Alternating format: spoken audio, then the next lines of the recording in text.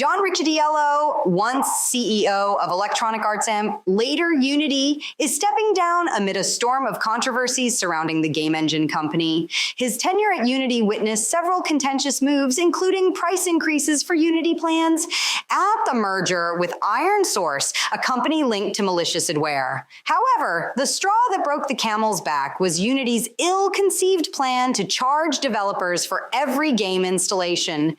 This monetization scheme drew widespread outrage from developers and the gaming community. Unity initially intended to charge developers 20 cents per installation on Unity Personal and Unity Plus tiers, with no clear limits on the number of installs per user.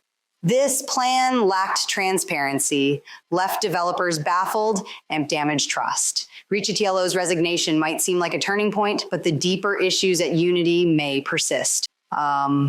Unity's board of directors, many of whom have ties to investment firms, played a significant role in these controversial decisions. Developers are wary of Unity's future. NAMP trust in the company needs rebuilding. While Unity has made some concessions, such as removing the installation fee for Unity Personal and increasing revenue thresholds, doubts linger. The gaming community remains cautious, believing that Unity's problems run deeper than just its CEO.